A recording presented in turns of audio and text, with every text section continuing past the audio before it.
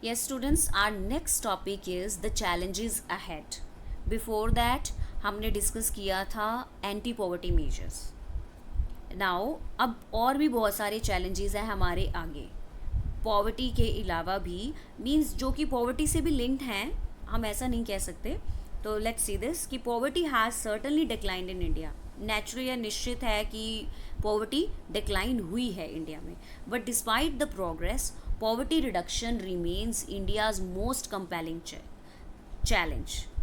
But progress के बावजूद भी जो पॉवर्टी रिडक्शन है वो इंडिया के सामने एक बहुत ही कंपेलिंग चैलेंज है. Wide disparities in poverty are visible between rural and urban areas and among different states. तो बहुत सारा हमने डिस्पैरिटी देखने को मिली हमें रूरल एरियाज़ में, अर्बन एरियाज़ में और इवन डिफरेंट स्टेट्स में भी हमने देखा कि किस तरीके से पॉवर्टी में ये हमें डिस्पैरिटीज़ देखी हमने. तो certain social groups and economic groups like SC और STs are more vulnerable to poverty, ये हमने डिस्कस किया, right. So poverty reduction is expected to make better progress in the next 10 to 15 years. तो ये जो poverty reduction है तो ये एक्सपेक्ट किया जा रहा है कि नेक्स्ट 10 to 15 ईयर्स तक क्या हो सके कि हम बेटर प्रोग्रेस कर पाएँ. तो ये बेटर प्रोग्रेस होगी कैसे? ऐसे तो नहीं हो सकते ना. So this would be possible mainly due to higher economic growth करके increasing stress on universal free elementary education, मतलब 1 to 14 ईयर्स के बच्चों को फ्री एजुकेशन प्रोवाइड करके, declining population growth, population control करके, increasing empowerment of the women and the economically weaker sections of society. तो ladies को and जो weaker sections है सोसाइटी को, उनको इकोनॉमिकली एम्पावर किया जाए, उनको सशक्त बना के ही हम ये चीज़ें कर सकते हैं. Now next is the official definition of poverty, however, captures only a limited part of what poverty really means to people. So official अगर definition देखी जाए poverty की तो सिर्फ एक limited part हमारे सामने ये दिखाती है कि वाकई में कि लोग इसको लेते क्या है poverty के मतलब को.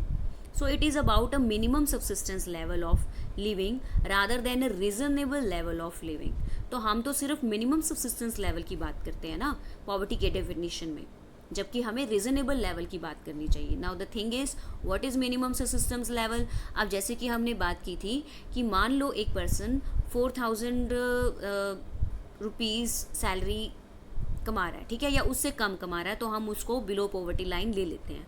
मान लो यहाँ तक का हमने बेंचमार्क सेट कर दिया. पर अगर वही पर्सन 4001 रुपीज़ या 4010 रुपीज़ कमाता है तो क्या वो उसकी कंडीशन सुधर जाएगी? ऐसा तो नहीं होता ना. तो हमने रीज़नेबल लेवल को देखना है कि जो भी उसकी नेसेसरी चीज़ें हैं, जो जिन चीज़ों की उसको ज़रूरत है, लाइक उसको हेल्थ केयर की ज़रूरत है, उसको एजुकेशन की ज़रूरत है, ये सारी चीज़ें उसको मिल सकें. तो ये चीज़ें हमने देखनी है. So many scholars advocate that we must broaden the concept, कि हमें इस कॉन्सेप्ट को, इस पॉवर्टी के कॉन्सेप्ट को बढ़ाना है, ब्रॉड करना है इनटू ह्यूमन पॉवर्टी में, right. So a large number of people may have been able to feed themselves. Now the question is, अब देखो बहुत सारे लोग अपने आप को, देखो अपना पेट तो भर ही रहे हैं, but do they have education? क्या उनके पास एजुकेशन है, शेल्टर है और हेल्थ केयर, जॉब सिक्योरिटी है, या फिर सेल्फ कॉन्फिडेंस है? Are they free from caste and gender discrimination? क्या वो वाकई ही कास्ट और जेंडर डिस्क्रिमिनेशन से फ्री हैं? और जो चाइल्ड लेबर है that is also still common in these days, right. So world wide experience shows that with development the definition of what constitute poverty also changes.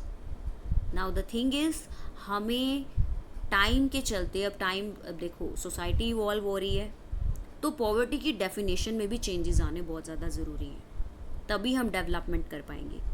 और eradication of poverty is always a moving target. ये हमारे लिए हमेशा moving target रहा है, poverty को ख़त्म करना. अब क्या है, पॉवर्टी तो चलती ही रहेगी और हमें इसको हमारा टारगेट ही रहेगा कि हमने इसको ख़त्म करना ही करना है, राइट, जब तक हम एक डेवलप्ड कंट्री ना बन जाए. So hopefully we will be able to provide the minimum necessary in terms of only income to all people by the end of next decade. तो मे बी नेक्स्ट डिकेड तक हम इस target को पूरा कर सके कि मिनिमम जो नेसेसरी चीज़ें हैं वो लोगों तक इन टर्म्स ऑफ इनकम पहुंच सके, राइट, इसके थ्रू पहुंच सके। But the target will move on for many of the bigger challenges that still remain. But अभी भी हमारे साथ ये टारगेट अभी भी चल रहा है और हमारे साथ वैसे बहुत सारे चैलेंजेस हैं जो अभी भी बचे हुए हैं, अभी भी रिमेन है। That is providing health care, लोगों को हेल्थ केयर प्रोवाइड करना है, education, job security for all, सभी के लिए जॉब्स प्रोवाइड करना, एंड अचीविंग जेंडर इक्वालिटी, कोई भी भेद ना हो, डिस्क्रिमिनेशन ना हो, and the last is dignity for the poor, respect for the poor. तो ये टारगेट अभी भी हमारे सामने पड़े हुए हैं, still remain. So these will even bigger task, तो ये इवन बिगर टास्क है हमारे लिए, राइट। आई होप आपको ये कॉन्सेप्ट क्लियर हो गया होगा। Now your chapter is over.